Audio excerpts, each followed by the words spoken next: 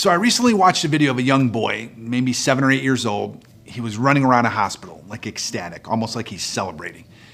He was hugging every single doctor and nurse in the place. And really, at first, you couldn't tell what he was saying. But after a minute or so, you could make out the words. He was yelling, "I'm getting a new heart. I'm getting a new heart," like loud, screaming. His mom was recording this whole thing, and as I watched this scene, watched this unfold, I realized that this guy needed a heart transplant to survive. And he wasn't just happy, he was ecstatic, he was excited, he was joyful, he was just absolutely, exuding this energy that his new heart had finally come in. So think about what this means. In a couple of days, he's gonna go into surgery. He's gonna be put under anesthesia. His chest is gonna be cut open. His failing heart's gonna be removed from his body, and then they're gonna put a new one in. And that is hopefully gonna save his life. Now, if you or I had to face exactly the same thing, how would we be feeling? If I'm honest, I'm not sure I'm running around the hospital thanking the doctors and nurses. I'm probably in fear, in pain, focusing on the procedure, focusing on everything that could go wrong. But this kid, man, he's focusing on what's right.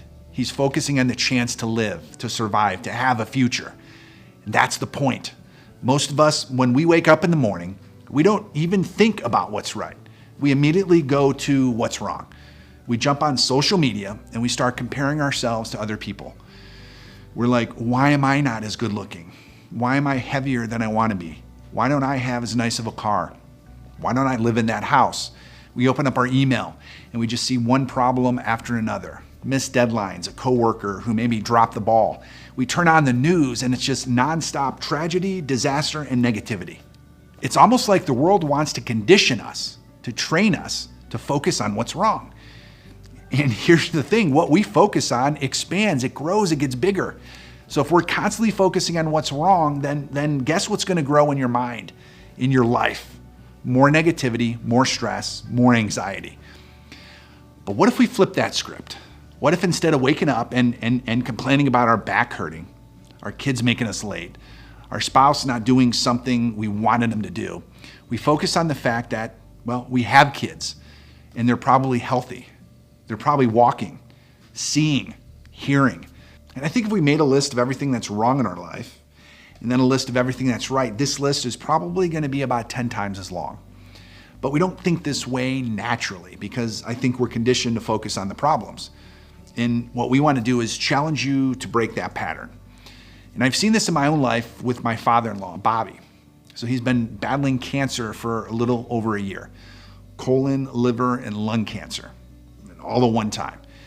And when it was first diagnosed last October, he was given what looked like a death sentence. The doctor was not very hopeful. He's 77 years old, and I think it would have been so easy for him to just focus on the worst parts. The fear, the pain, the hopelessness, the fact that he had cancer, he was facing his own mortality. But man, he chose differently. He chose to find the beauty even where it first appeared ugly. So the doctors, they gave him a chance, not a great chance, but still a chance. And he said, we're gonna fight. We got sucker punched and now we're gonna punch back. And I'm not alone. I'm gonna appreciate every single day I have with my family.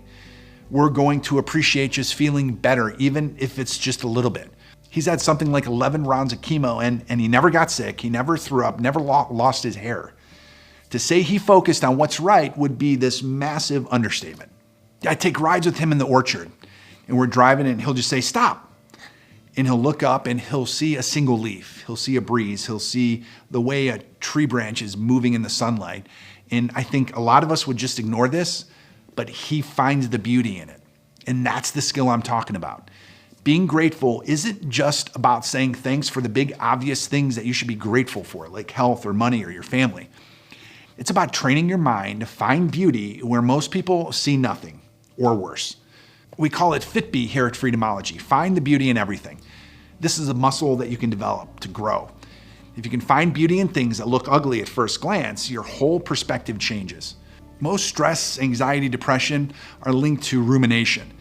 So constantly thinking about what's wrong, what's missing, what's broken. But what if we just ruminated positively?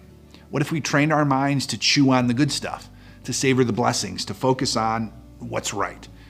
Imagine waking up tomorrow and instead of asking your partner or your kids, hey, what's wrong? Which is going to instantly direct their attention to something negative, you just say, hey, what's right? And this is a weird, almost contrarian way to look at the world because we're so used to being in problem-solving mode. But what would it do to your mind, to your relationships, to your day if every interaction started with a spotlight on what's right? How would that change the energy in your home, your work, or your entire life? And then go deeper. Be grateful for the challenges because they're teaching you resilience. Be grateful for inconveniences because they're giving us patience. They're forcing us to slow down and appreciate what we may have just taken for granted. And I don't think it's about denying reality. It's just about choosing where to place our focus. The world, social media, the news, they all want you to focus on what's wrong. But you get to decide what thoughts you're going to feed. You get to choose the direction of your mind. And when you choose gratitude, when you choose to find the beauty in everything, you're going to free yourself from this cycle of negativity that keeps so many people stuck. So tomorrow, just try it. Instead of asking what's wrong, ask yourself and the people that you love, hey, what's right? And then keep asking what's right every single day for the next 100 years.